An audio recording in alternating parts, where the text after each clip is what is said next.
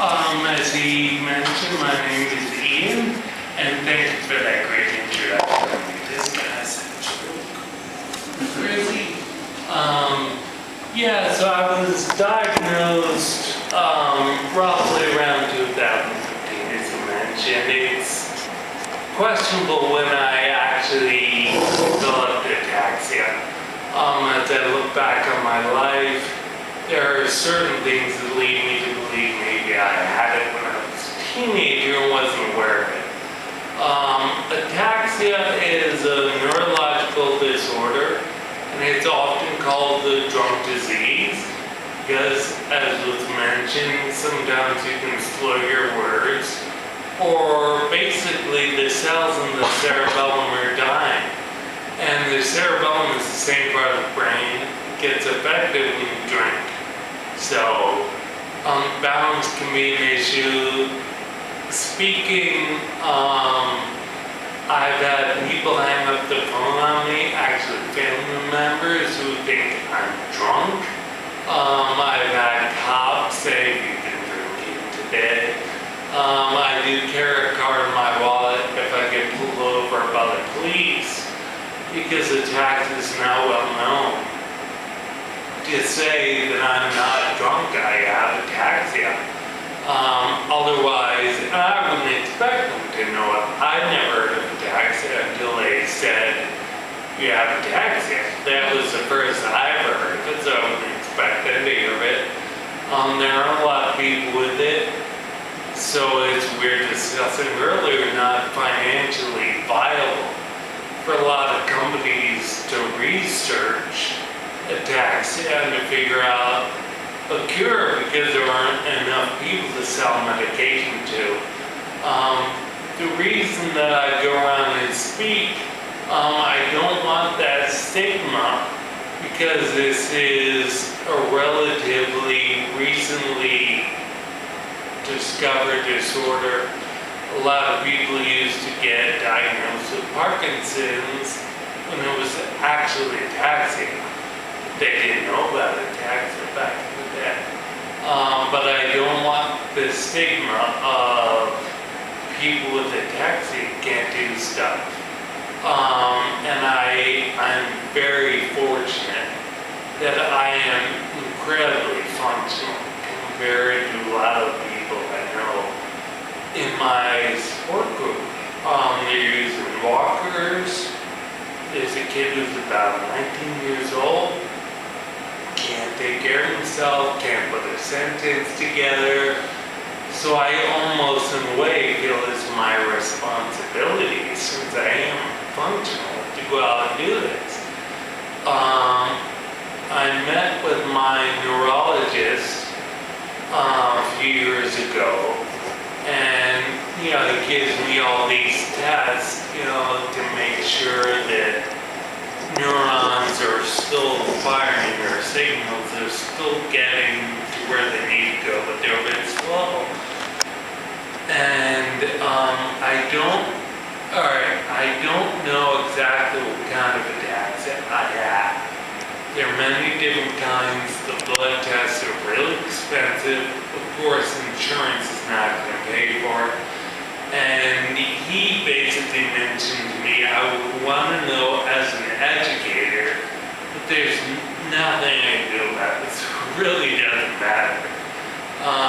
And as long as you're living by yourself, dressing yourself, feeding yourself, there's nothing I can do for you.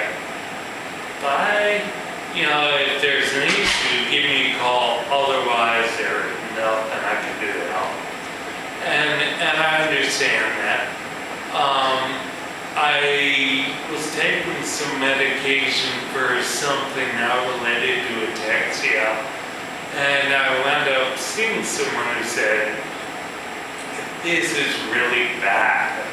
You should not be on this because it's known to not react well to neurological issues. But of course, people don't know this stuff because it's so new and it's out there. I couldn't imagine anyone knowing this stuff. So I've been a guitar player living in San Diego, and we were talking about this actually earlier, the rain. I didn't love the rain. I was born in the Northeast and grew up here. I lived down in San Diego, and it never rains. And if it did, and everyone would say, oh, it's so miserable and terrible, but for me, it was based on perspective, and I was like, what are you talking about? This is gorgeous, I love this. And the same thing with Ataxia. It was my perspective on it, my choice. I had two issues, or two choices actually, to give up playing guitar. And I was like, well, that's kind of a defeatist attitude. Let me just see if I can do something. I'll just try and figure a way around this. It wasn't really an issue of, let me take some time to reevaluate. It was like, I just need to figure out how to get around this. When I was living in San Diego, with a young lady, and she actually sent a text to my mom, said I'm really worried about Ian because his reactions when driving are a lot slower. I was trying to play something on guitar and I couldn't do it, and I practiced it and still couldn't do it. Now I went to the doctor and said something's really wrong. And Ataxia is not the first conclusion or diagnosis they think of. So it took probably 4 or 5 months to figure out that it was Ataxia, blood tests and all kinds of stuff, and then they were like, well, it's pretty far-fetched, but you might have Ataxia.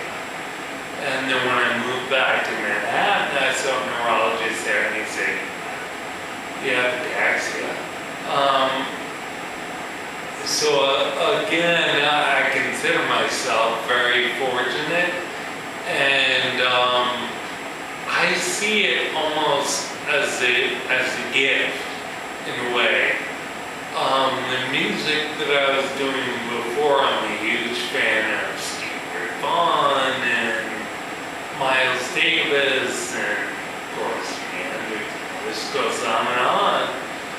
But I was a session player, and I just played everything that's been done before.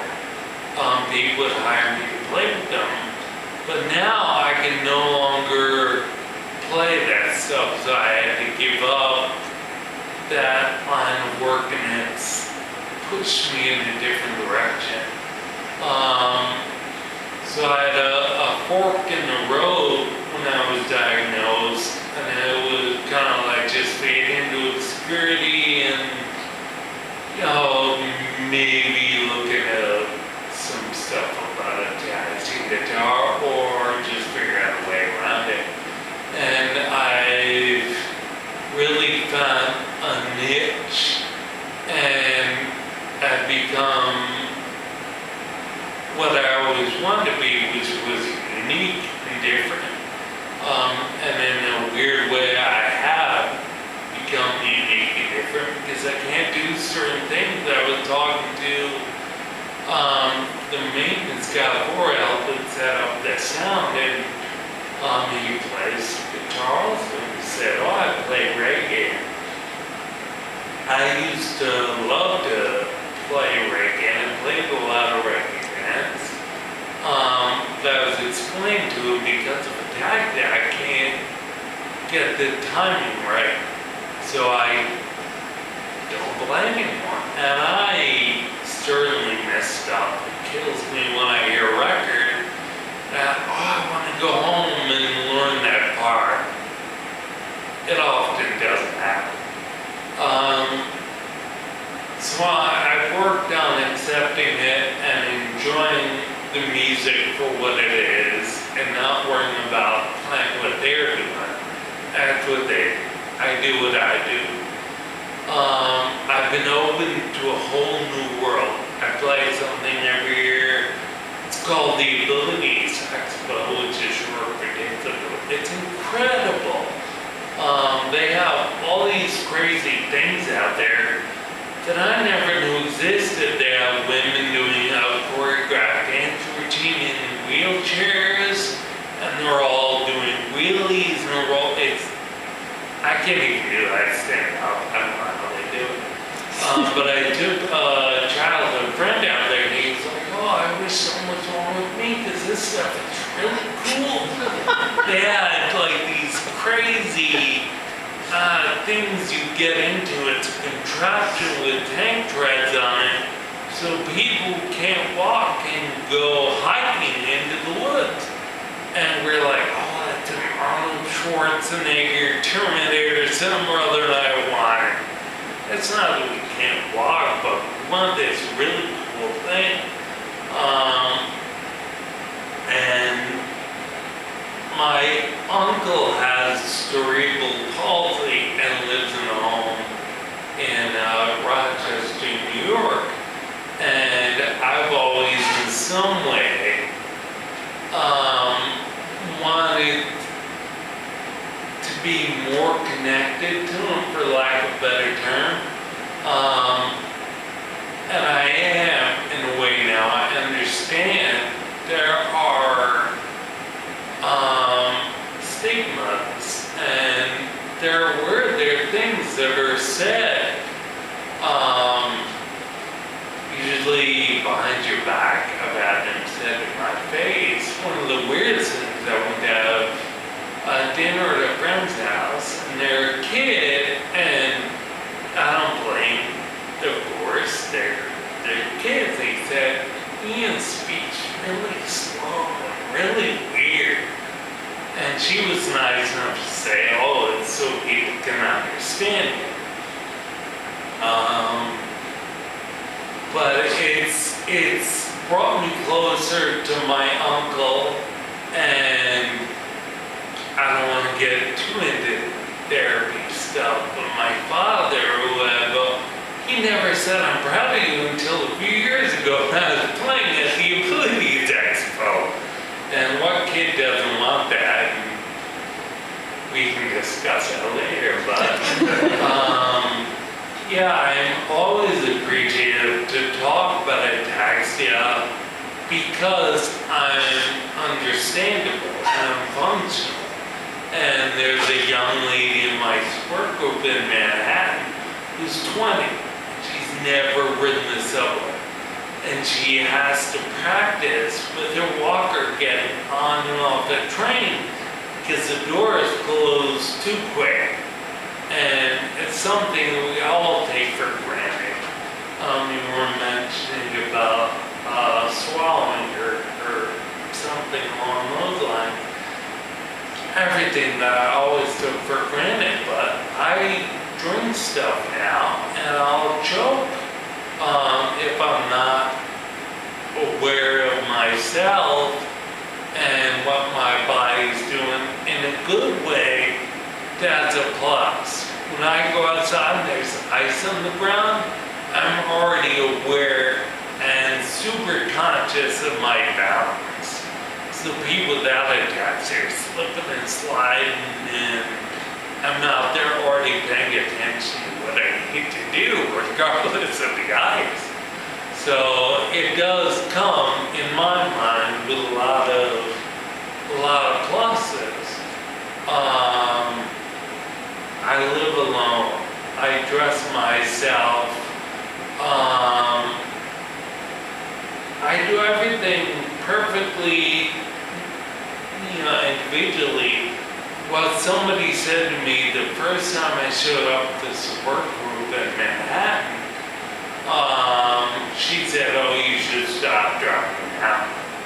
And this was a few years ago. I'm still driving. It's such an individual thing, as is everything in life. They told me it's a progressive disorder. I happen to feel, and some people agree with me, that my speech has gotten better. And so I was like, I don't know if this is progressive. It's just so different for everyone else. And the real gift that I've gotten is to accept others as they are. And when I see something, not to jump to conclusions and, oh, that person's drunk, or they might have an issue that I just can't see.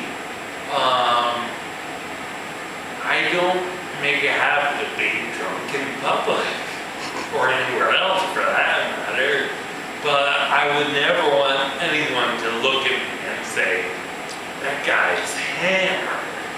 And I've had people actually pull their kids away from me. And I'm like, really? We're doing this?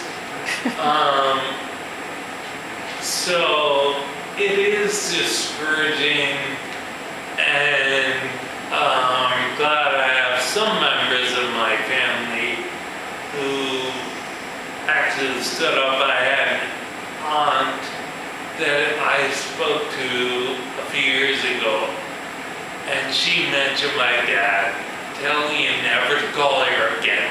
He's drunk and high. And my dad was like, you better apologize. And she didn't, and he stood up and didn't talk to her, which is probably his benefit. But so there are a lot of things that inadvertently happen when I call those really annoying press one for English, press or whatever it is, or they have a voice recognition system, and I'll say something and I hear back, I'm sorry, I didn't understand that. And I start yelling at the phone goes out the window. It's not a good scene. But I've learned over time to slow down, enunciate. A lot of these things take a lot of energy. So by the end of the day, I'm awfully tired. And I've noticed when I get tired and rush, I start moving and I make mistakes, I fall down. One of the things I have is a night light. And my neurologist said you have to. Because if you sleep in the dark when you get up at night, you're going down. And I will often wake up with bruises and say, yeah, this happened. Even with the nightlight, I'm still falling. And I have a small dog, and a couple of times I have come close to falling on him, which wouldn't be a great thing based on physics if you look at me and think of a small dog. And the main thing about ataxia that I can't figure out a way around, when I lose my balance, I used to be able to regain it quickly. Not anymore. When I lose my balance, I'm going down. That's it. I chipped my tooth a few years ago.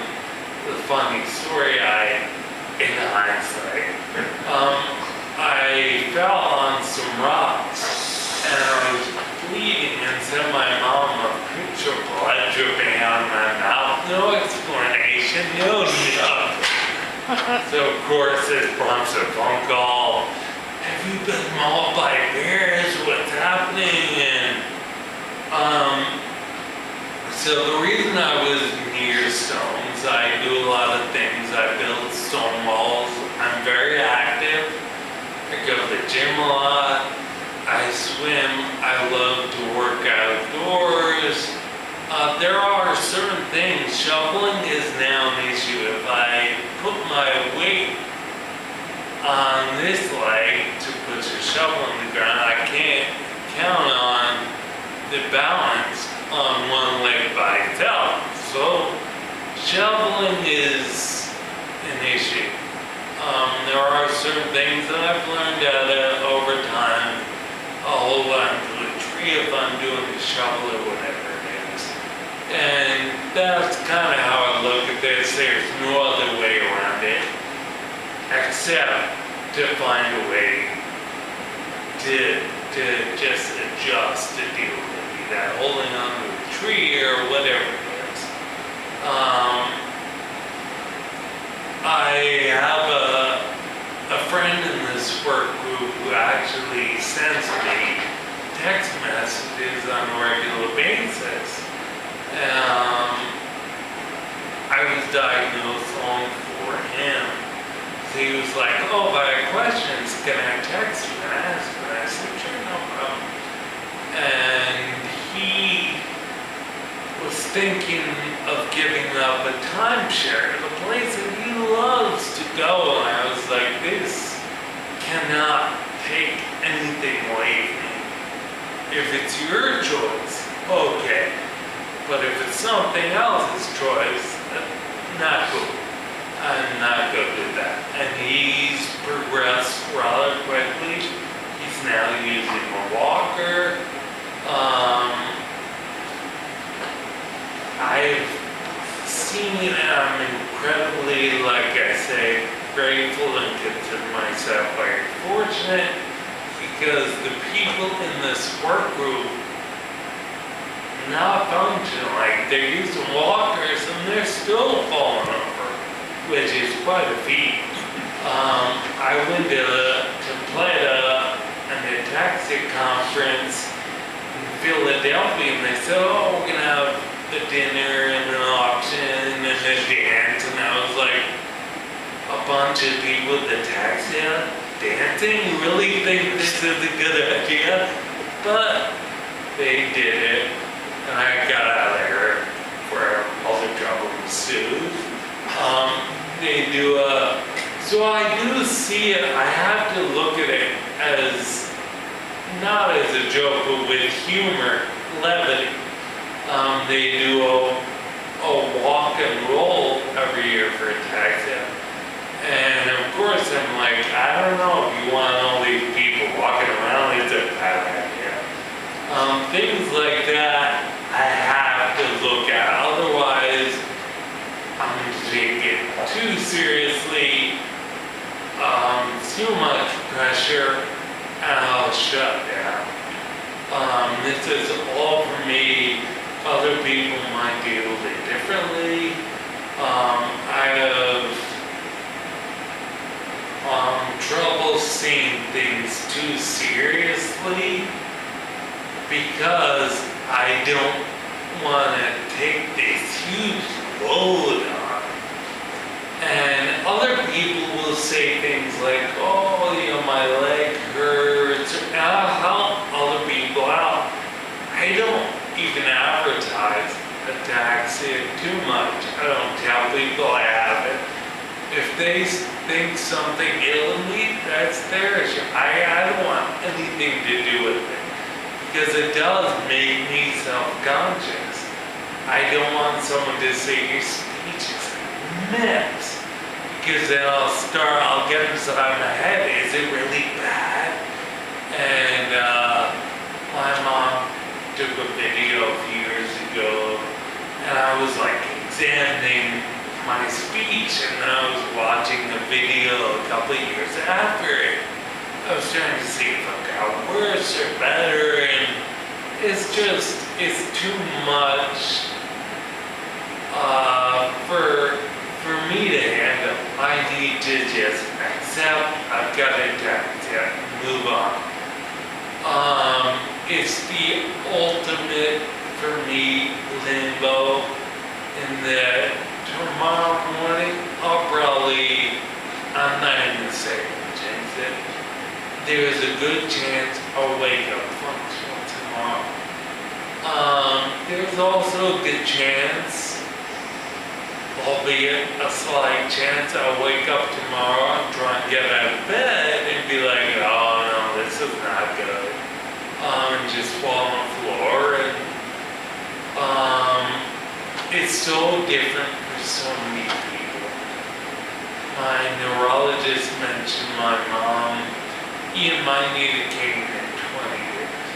You might need a cane in 5 years. You might never need a cane. So there's nothing I can do to stop this, except I do believe as somebody in Rochester mentioned to me who also has ataxia, use it or lose it. And that's why I stay really active. And people have my age, you know, they're like, oh, we don't work tired, we don't rest. And I'm like, come on. You know, I'm twice your age, I have ataxia, and I'm still going. Let's go. You have no excuse. But I understand that everyone has their issue. Now able to not put myself in my uncle's shoes, but I get it now. The cerebral palsy, and there are people that live in this home that have other issues. I know when they go to a restaurant, people do say things. You'll get a table and I'll walk over the counter and I'll hear people saying stuff. And I get it. That's human nature. But what I want people to learn or to gather from all this is that there is, or there can be, something going on that you don't see. And it's been a good lesson for me in that I'm such a judgmental person. I see people, it's always something. But then after I was diagnosed, I was like, you know what? I can't do them when I don't want them doing to me or to anyone else for that matter. And I was somewhere the other night and I lost my balance and tripped a little bit. We're actually in a bar and I hadn't been drinking. I was there playing music. And the woman looked at me and she's like, what have you been drinking? And I'm like, I get it because we're in a bar and ataxia is not the first thing in people's mind. And short of wearing a shirt that says, I have ataxia, and I stumble, and my balance sucks, and, you know, there's nothing I can do about it. So I don't want to, I'll go on forever talking about it. Knowing you, Ian, I bet you said to that lady, I've only had 8 beers. 7, but who's counting? I actually don't drink. And one of the reasons is, and there's some people in my support group that actually do drink a lot. And I'm like, do you really think that's a good idea? The issue we're dealing with is in the cerebellum. You're going to drink a lot, and that causes brain cells to die, which is happening with ataxia anyway. So you're like compounding the effect. It doesn't make any sense to me, but I'm not a neurologist. But that is the one thing I would hope that people take away from this is that you can't judge anyone else. You know that saying, don't judge a book by its cover. I used to go to, I don't know if I should admit this, but Walmart, and I know, I would judge everyone in there. I'd be like, really? You're using the machine and you got like a 38-pack of Holos? Is this a... Yeah, but I need to stop that, because for all I know, it's for grandkids. I have absolutely no idea. So, in a weird way, Ataxia has really helped me become less judgmental, make it through the world a bit easier, because everything these days is so divisive. This person, that person, and you know, I just don't have time for that anymore. And I don't enter into political conversations or religious conversations with people that don't know me. Oh, you're drunk, and they'll just walk away. I had someone say nuts and slam a door in my face, and so it helps me to not waste my time explaining to other people that my opinion is correct and their opinion is wrong. Yeah, so I do consider it a gift, and it is a blessing. It's really taken me in another route as a person and as a musician, and I have a lot of friends who play music, and again, being judgmental, I say fantastic, but there are 200 other people who do the same thing. But I don't mean to get an ego about it, but you know, there aren't many people with ataxia playing music, from what I understand. I would hope there will be at some point. When I play the Abilities Expo, what I love is when kids in wheelchairs tell whoever's pushing them to stop. They want to see what I'm doing. And that's what I want them to learn. It doesn't matter what your issue is, find a way around. It's that, for me, I won't say it was that simple. It was that simple. It's not easy, but it was that simple. So I've gained a lot by being diagnosed with ataxia. I can imagine that would sound strange in a way, but it really has taken my whole life in a different direction. Spiritually, emotionally, musically, everything is different. Because I can't look at what people have done before me and say, well, what did they do? I want to do that. Because there wasn't anyone before me. So I want to be someone that in future years people will look back on and say, what did they, oh, that's what they did, okay. So I can't sit here and feel sorry for myself, I have to do something. And I want people, especially children, to learn that. Because it's really hard growing up, period. And it's really hard growing up with ataxia. I can presume I didn't get diagnosed till later in life, which was a good thing, but also it crushed my entire identification. I looked at myself as a guitar player, and that's what I did, and people would hire me, and then I would play whatever they put in front of me, and then all of a sudden, everything's gone. I can't do that anymore. So it did crush that, but it took me on a whole new path, as I'll show you now. And I'll just stop talking because I talk a lot. Don't have agreement. So thank you guys very much for listening. I look forward to playing some guitar.